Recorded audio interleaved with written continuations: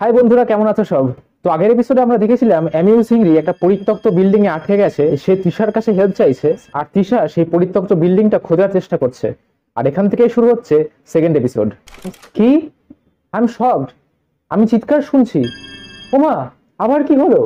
রিজে কত ধরনের শকের মধ্যে আছে তাই এই মুহূর্তে বোঝা যাচ্ছে। এই চিৎকার শুনে তার মধ্যে এমন এক ভয় কাজ করছে যে নিজেকেও সে সামলাতে পারছে না। কিন্তু এটা কি আদৌ কোনো মানুষের চিৎকার নাকি অন্য কিছু আরো ভয়ঙ্কর কিছু? কি? কার চিৎকার? No idea.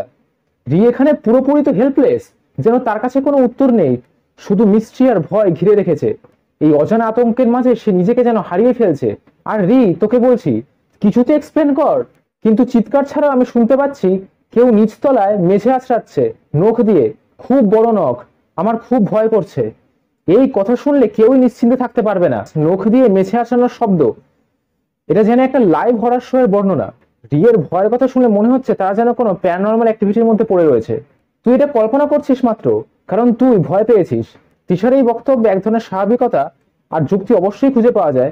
সে মনে করছে ভয়ের কারণে রি এই সমস্ত কিছু অতিরঞ্জিত করে হয়তো দেখছে, নাকি আরো কিছু আতঙ্কের বিষয় অপেক্ষা করছে। কিন্তু আমার মনে হচ্ছে গাইস, রি সত্যি কথাই বলছে। এটা শুধুমাত্র হ্যালোসিনেশন নয়। এই শব্দগুলো কেবলমাত্র আমার কল্পনা নয়, তারা খুব জোরে শব্দ করছে এবং আরো কাছে আসছে। আমি নিচে যেতে ভাইরাসকে ব্যবহার করব না।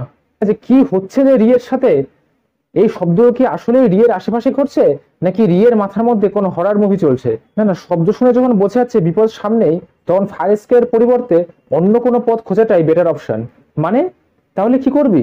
তিশার এই প্রশ্নটা জিজ্ঞেস করা খুবই দরকারি। রি যে এখন কি অবস্থায় আছে সেখান থেকে বেরোনোর একটা সঠিক উপায় দুজনেরই খুঁজে বের করা উচিত। এখানে একটা লিফট আছে। বাহ, লিফট! ভুতুরে বিল্ডিং আর লিফটের কম্বিনেশন মানে আরো বেশি ডেডলি সিচুয়েশন। এই আইডিয়াটা কোথা থেকে পেলি? আশা করি লিফটে উঠলে কোনো প্রেতাত্মা লিফটের বাটন চাপবে না তো? লিফট কোথায়? পরিত্যক্ত বিল্ডিংটিতে? তুই শিওর হ্যালোসিনেট করছিস? তিশা, তোর এই স্টেটমেন্ট একদম পয়েন্টে। নিজেও যায় না যে সে যা দেখছে তা কি বাস্তব নাকি মাথার খেলা। পরিত্যক্ত বিল্ডিং আর লিফটের গল্প শুনে কে না বলবে সে হ্যালোসিনেট করছে। আমি সত্যি বলছি, আমার পেছনে একটা লিফট আছে। রি, তুই যদি সত্যি এটা দেখতে পাচ্ছিস তাহলে তোর সাহসের দাঁত দিতে হয়। পরিত্যক্ত বিল্ডিংটিতে লিফট খুঁজে পেয়ে গেছিস, এখন দেখা যাক সেটা তোকে ওপরে নিয়ে যায় নাকি কোনো অন্য দুনিয়ায়। হ্যাঁ, যদিও সেখানে থাকলেও এটা নিশ্চিত যে তা পরিত্যক্ত বাড়িতে কাজ করবে না। তিশা, তোর এই ধারণাটা বেশ কিন্তু রিয়েলিস্টিক। পরিত্যক্ত বিল্ডিং এমন একটা ফাংশনাল লিফটের কম্বিনেশন খুব একটা সম্ভাবনাময় নয়। একবার চিন্তা কর, লিফটের দরজা খুলে যদি কিছু একটা বেরিয়ে আসে, তাহলে কার দৌড়ে পালানোর প্র্যাকটিস ভালো সেটা দেখা যাবে। চল দেখি। তোর এই উৎসাহটা দেখে মনে হচ্ছে তুই একদম রেডি অ্যাডভেঞ্চারের জন্য। যাস না, তোর যদি কিছু হয়ে যায় তাহলে রোস্টিং ভিডিও কে বানাবে বল? তবে সাবধানে যাস। ফাইন, ট্রাই কর। ততক্ষণে আমি এই বাড়িটা খুঁজতে থাকছি। তিশার এই রিয়াকশনটা বেশ কুল। তোর এই ধৈর্যশীল মনোভাব আর বন্ধুকে সাপোর্ট করাটা দারুণ লাগছে কিন্তু আমার। 10 মিনিটস ফাস্ট। 10 মিনিট পার হয়ে গেল। আমি তোমার ব্রেথ হোল্ড করে রয়েছি এখনো, কি হলো জানার জন্যে। তিশা, আমি লিফটের ভেতরে আছি, কিন্তু কি? রি, তুই যে লিফটে ঢুকে পড়েছিস এটা শুনে আমার হার্টবিট বেড়ে গেল। কিন্তু তুই কি ওপর তলায় যাবি নাকি নিচে? তিশা হয়তো এই মুহূর্তে ভাবছে এটা কি আদৌ ঠিক ডিসিশন, কিন্তু এছাড়া তো আর কোনো উপায়ও নেই রিয়ের কাছে। এটা 10 মিনিট ধরে নিচে যাচ্ছে এবং খুব স্পিডে। 10 মিনিট ধরে স্পিডে নিচে। এই লিফটটা কোনো নরকের দরজা খুলতে যাচ্ছে না তো? 10 মিনিট লিফটটা হয়তো নিচে যাচ্ছে না এবং তুই শুধুমাত্র এটা ভাবছিস। তিশা, তুই যেন একটা অল্টারনেট থিওরি দিয়ে দিলি, কিন্তু রি যদি সত্যিই লিফটে করে নিচে যাচ্ছে তাহলে কি হবে? এই অনিশ্চয়তা আর এই গুঁড়ো পরিস্থিতি যেন আমাদেরকেও পাতালে নিয়ে যাচ্ছে। না, নিচে যাচ্ছে, আমি এটা অনুভব করতে পারছি। রি, তোর এই ভয় পাওয়ার কথা শুনে আমারও মনে হচ্ছে যেন আমি সেই লিফটের মধ্যে আছি। এই অনুভূতিটা পুরো হরার মুভি দি এলিভেটর গেমের মতো লাগছে। একটা লিফট 10 মিনিট ধরে নিচে যেতে পারে না। তিশা, তুই তো লজিক আনলি, সেটা শুনে একটু স্বস্তি পাওয়া যায়। কিন্তু রিয়ের যা কন্ডিশন, ও সব লজিককে লাথি মারবে এই মুহূর্তে। কিন্তু গাইস, সত্যি রিয়ের সাথে অস্বাভাবিক কিছু ঘটছে না তো? আমিও তাই ভাবছি। রি, তুই নিজেও বুঝতে পারছিস যে কিছু অসঙ্গতি আছে এখানে। এই ধরনের অস্বাভাবিক অভিজ্ঞতা সত্যি কিন্তু ভীতিকর। ঠিক আছে, হয়তো এটা ধীরে ধীরে চলছে। আমি বিল্ডিং এর ঠিকানা খুঁজে ফেলেছি, এটা খুবই দূরে, তাই এখন গাড়ি চালানো শুরু করছি খুব তাড়াতাড়ি। তিশার এই প্রতিক্রিয়া একটা হিরোইনের ভাব আছে কিন্তু।